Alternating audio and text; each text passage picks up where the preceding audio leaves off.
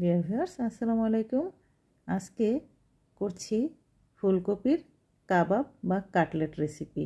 যেহেতু এখন শীতকাল, বাজারে প্রচুর পরিমাণে ফুলকপি পাওয়া যাচ্ছে, তো সবাই কিন্তু এই রেসিপিটি অনায়াসেই বাসায় করে ফেলতে পারেন।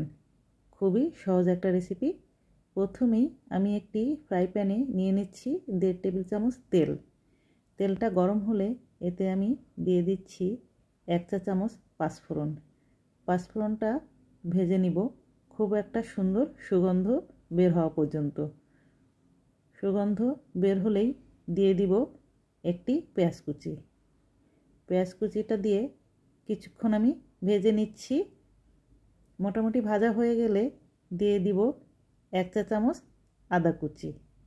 আদা কুচিটা দেওয়ার পরে আরও কিছুক্ষণ আমি ভেজে নিব।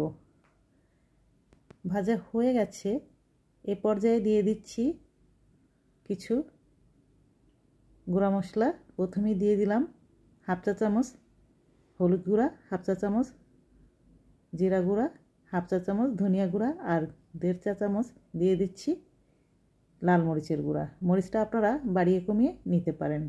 এখন দিয়ে দিচ্ছি স্বাদমতো লবণ। এই পর্যায়ে দিয়ে দিচ্ছি আগে থেকে ধুয়ে পরিষ্কার করে টুকরো করে রাখা ফুলকপি। এখানে আমি একটি বড় ফুলকপির অর্ধেকটা নিয়েছি। এখন নেড়েচেড়ে এটাকে সিদ্ধ করে নিব। যতক্ষণ না সিদ্ধ হয় ততক্ষণ ঢাকনা দিয়ে মাঝে মাঝে নেড়েচেড়ে আমি এটাকে রান্না করে নিব। সিদ্ধ হয়ে গেছে প্রায়, আবার একটু ঢেকে রান্না করছি। সেদ্ধ হয়ে গেছে, এ পর্যায়ে 1 চা চামচ দিয়ে দিলাম চিনি। চিনিটা দিলে স্বাদটা খুবই ভালো আসবে। ভালো মতো একটু নেড়েচেড়ে নিলাম। ভাজাটা হয়ে গেছে। এদিকে আমি 4টি আলু সেদ্ধ করে রেখেছিলাম, সেই আলুগুলোকে এখন চটকে নিচ্ছি। আলু চটকানো হয়ে গেলে এর সাথে দিয়ে দিচ্ছি ভেজে রাখা ফুলকপি। সবগুলো দেওয়ার পর আমি এতে আরও কিছু মশলা যোগ করব। এখন দিয়ে দিচ্ছি কয়েকটা কাঁচামরিচ কুচি। কাঁচামরিচ কুচিটা আপনারা আপনাদের পছন্দ মতো বাড়িয়ে কমিয়ে নেবেন। দিয়ে দিলাম ধনেপাতা কুচি, 1 চা চামচ চাট মশলা আর 1/2 চা চামচ ভাজা জিরার গুঁড়া। এখন সবগুলো একত্রে একটু মেখে নিচ্ছি। ভালো মতো মেখে নেওয়ার পর দিয়ে দিচ্ছি স্বাদ মতো কিছুটা লবণ। লবণটা দিয়ে আবারও ভালো মতো মেখে নিচ্ছি। মাখানো হয়ে গেছে। এখন আমি একটা একটা করে কাবাবগুলো তৈরি করে নিব। আমি এখানে গোলাকার শেপে করে নিচ্ছি, আপনারা আপনাদের পছন্দ মতো শেপে তৈরি করে নেবেন। আমি সবগুলো কাবাব তৈরি করে নিয়েছি। এখন একটি বাটিতে নিয়ে নিচ্ছি 1/4 কাপ ময়দা আর 2 টেবিল চামচ কর্নফ্লাওয়ার। পরিমাণ মতো পানি দিয়ে একটা গোলা তৈরি করে নিচ্ছি। গোলাটা কেমন ঘনত্বের হবে তৈরি করার পর আমি আপনাদেরকে দেখিয়ে দিচ্ছি।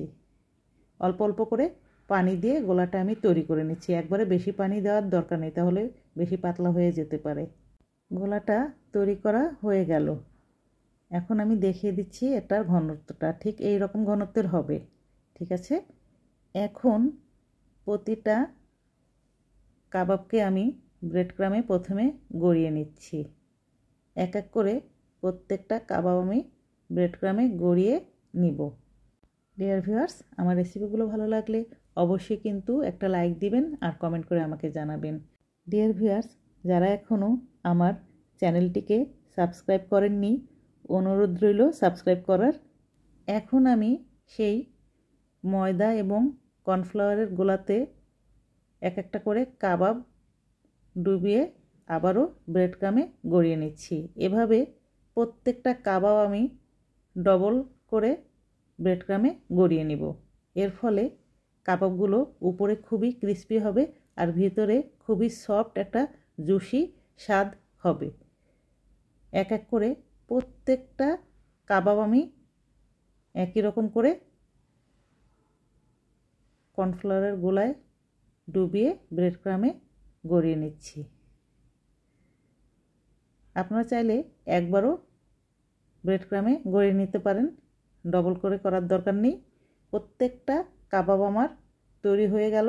এখন তেলটা গরম করে নিয়ে চুলার তাপ আমি মাঝারি করে দিয়েছি। তারপর এক এক করে কাবাবগুলো দিয়ে দিলাম। মিডিয়াম আছে অবশ্যই ভাজতে হবে, তাহলে উপরে এরকম সুন্দর একটা গোল্ডেন কালার আসবে আর ভেতরেও খুব ভালো মতো সেদ্ধ হয়ে যাবে। এক পিঠ হয়ে যাওয়ার পর আমি প্রত্যেকটা কাবাব এক এক করে উল্টে দিচ্ছি। এইরকম গোল্ডেন কালার করে ভেজে নেবেন। এই কাবাবটা দেখতে যতটা সুন্দর, খেতেও ঠিক ততটাই সুস্বাদু। আমার প্রথম ব্যাচ কাবাব ভাজা হয়ে গেল, আমি এক এক করে তুলে নিচ্ছি। এরপরে আমি দ্বিতীয় ব্যাচ ভাজতে দিব। দেখুন কাবাবগুলো দেখতে কি চমৎকার হয়েছে, আর এটা খেতেও অসম্ভব স্বাদের। আপনারা কিন্তু বাসায় ট্রাই করবেন। আমি এখন দ্বিতীয় ব্যাচ কাবাবগুলো ভেজে নিচ্ছি। আমার সবগুলো কাবাব ভাজা হয়ে গেছে। আমি এখন একটি আপনাদেরকে ভেঙে দেখাচ্ছি ভেতরটা কতটা সুন্দর হয়েছে। দেখুন খুবই সুন্দর হয়েছে। ডিয়ার ভিউয়ার্স, আজকের রেসিপিটি খুবই সহজ এবং খুবই সুস্বাদু। আপনারা বাসায় নাস্তা হিসেবে সকাল কিংবা বিকালে এই রেসিপিটি তৈরি করতে পারেন। আজকে এখানেই বিদায় নিচ্ছি। সবাই ভালো থাকবেন। আল্লাহ হাফিজ।